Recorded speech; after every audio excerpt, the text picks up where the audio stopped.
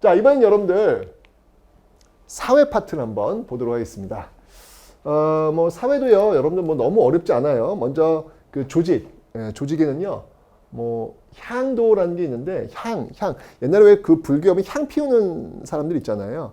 향을 피우는 물이 도자거든. 향을 피우는 사람이라는 건데 원래는 이제 이렇게 불교 조직으로 시작이 되었는데 이 향나무 할 때 그 향자이기도 해요. 나중에는 그 조직들이 자연스럽게 마을의 어려운 일들을 서로 도와주는 그런 공동 조직이 되었다. 한번 읽어보시면 되고요. 그 다음에 이제 여러분 흑창. 태조 왕건 때 아시죠 여러분들? 민생 안정을 위해서 세금 감면 흑창. 여기 나중에 이제 성종 때가 되면 의창. 이란 거. 봄의 곡식을 빌려줬다가 가을에 갚도록 하는 이런 제도가 이때 이 고려시대에 만들어지고 있더라라는 거 기억하시면 되겠습니다. 성종 때, 성종 여러분 많이 나오네요. 진짜 성종은 정말 고려사회를 안정시킨 사람 같아. 그죠? 지방에다가 지방 건너 파견했고, 그 다음에 이제 이렇게 의창 이런 것들도 이제 만들었고, 그 다음에 이제 그 서희의 강동 육주도 이때 확보했고, 그 다음에 철전, 이런 건원중보도 발행했고, 그죠? 굉장히 정말 성종은 그래서 여러분들이 이 성자는 아무나 붙는 게 아니에요. 이룰 성자가 이게 아무나 붙는 게 아니거든요. 그런 성종이 붙었구나라는 것을 알 수 있습니다. 자, 그리고 여러분들 그 신문제를 한번 보면요. 지배층들은요, 이렇게 제가 이미 설명드렸어요. 호족과 육두품에 의해서 이 고려란 나라가 세워졌고, 그 다음에 이제 문벌 사회가 이제 기득권 세력이 된 것이고, 그 기득권 세력들이 뭐 음서제, 공음전, 그 다음에 폐쇄적 통혼권, 자기들끼리 결혼하는 모습에서 모순점이 쌓였고, 이게 이제 이자겸의 난이라든지 또 묘척의 서경천도 운동 이런 어떤 흔들림 속에서 결국 무신들 칼 맞고 무너진다 그랬잖아요. 그 무신들. 하지만 원간섭기 이어지면서 권문세족이 이제 이어지는 어떤 그런 지배층들의 모습이 있었고, 이 지배층들을 도와주는, 서포트해주는 중간계층이 있었어요. 주로 이제 행정적인 어떤 문서 이런 것들 담당해주는 사람들이 있었는데 잡류, 남반, 군반, 향림 뭐 이런 어떤 중간계층이 있다 정도만 아시면 되고요. 피지배층에는요 양민과 천민이 있습니다. 근데 양민의 대다수를 뭐라고 부르면 일반 농민이겠죠. 농업사회니까. 그들을 자 여기서 굉장히 반전이 있어요. 고려시대 일반 백성을 뭐라고 불렀을까? 백정이라고 불렀습니다. 엥? 선생님, 백정은 소 잡고 돼지 잡고 그럼 조선시대 천민 아닌가요? 맞습니다. 조선시대 백정은 소 잡고 돼지 잡는 천민 맞아요. 하지만 고려의 백정은 일반 백성들, 농사를 짓는 일반 백성들을 지칭합니다. 달라요.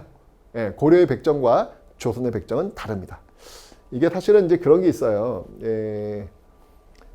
원래 이 백정들, 일반 농사 짓는 일반 백정들이 이게 쭉 가다가 고려에서 조선으로 넘어오면서 여기에 정책적으로 이제 북쪽에서 넘어온 그 기마 민족들, 그 세력들이 있거든요.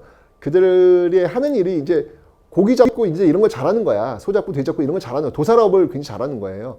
그 사람들을 이 백정에 이제 편입을 시켰더니 백정들이 원래 있던 백정들이 싫은 거지. 그래서 왜 우리가 그들하고 같이 있어야 돼? 라고 하면서 그냥 백정 타이틀을 그냥 소 잡고 돼지 잡는 사람들을 넘겨버린 거예요. 그러면서 이렇게 분리가 되는 어떤 그런 모습들이 있는데 어쨌건 고려의 백정, 일반 백성들, 조선의 백정, 천민들 구분을 꼭 하시면 되겠습니다. 그리고 여러분 특수행정구역이 있다 그랬죠? 향부곡소. 그죠? 이 향부곡소는요. 일반 양민에 비해서 세금을 더 많이 내야 되고 거주 이전의 자유도 없었다라는 거. 향부공은 주로 농사에 종사하는 사람들, 소민들은 수공업 종사들. 이 소에서 일어난 무신정권 때 봉기, 그게 바로 망이 망소이의 봉기다라고 제가 설명드렸습니다. 망이 망소이의 봉기 기억하시면 되겠네요. 자, 어쨌건 향부곡 소민이나 백정이나 다 일반 양민으로 묶여지는 건 맞습니다. 향복소민 천민은 아니에요, 여러분들. 오해하시면 안 돼요. 하지만 일반 백정에 비해서 조금은 차별받고 있다. 이 정도만 기억하시면 되지만 어쨌건 양민이다. 천민의 대다수는 노비들입니다. 노비, 만적의 봉기, 대표적이죠. 바로 이들은 매매, 증여, 상속의 대상이었습니다. 그러니까 사람이 아니에요. 그저 말하는 도구일 뿐이다. 라는 걸 기억하시면 되겠네요. 됐죠? 그 다음에 여러분 꼭 기억하실 게 뭐냐면 여성의 지위예요. 고려시대 여성의 지위. 고려시대는요. 여성의 가정 내 지위가 굉장히 높습니다. 자, 일단 기본적으로 고려시대 여성들은요. 재산을 분배할 때 똑같이 분배를 받아요. 균분상속이라고 하죠. 똑같이 분배를 받아요. 근데 이게 왜 놀랍냐면 여러분들 기본적으로 재산상속이요. 조선시대 특히 후기로 오면요. 장자 중심, 남자 중심으로 재산상속이 이루어져요. 그래서 왜 그 당시에 있었던 유명한 말이 여자는 출가 외인이라는 말이 있잖아요. 출가 외인이니까 재산 분배를 안 해주는 거야. 조선 후기가 되면요.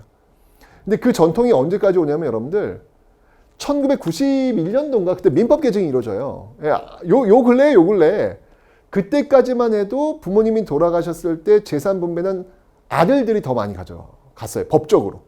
예, 법적으로. 그런데 지금은 똑같이 재산 분배가 이루어지고 있습니다. 균분상속이 이루어지고 있더라. 그러니까 어찌 본다면 고려시대 모습으로 지금 돌아가고 있는 그 내용들이 지금 나타나고 있는 것이죠.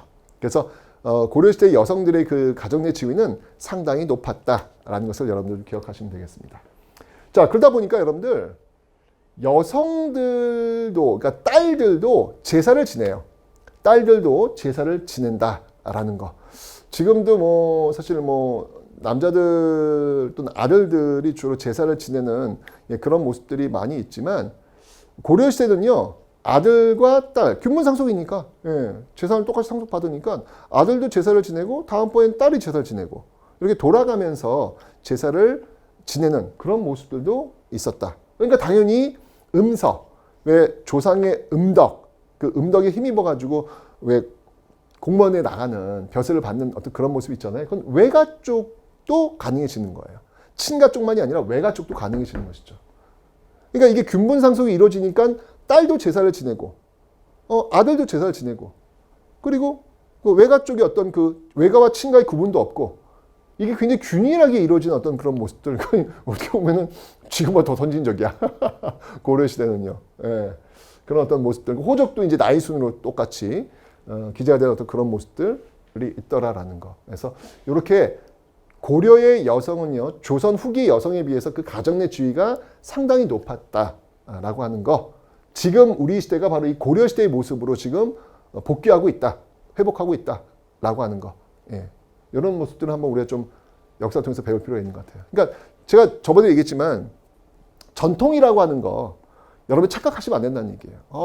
여자들이 남자 집에 시집을 가. 이게 우리의 전통이야. 그렇지 않다는 얘기죠. 예. 고려시대는 그렇지 않잖아요. 고려시대는 지금 이렇게.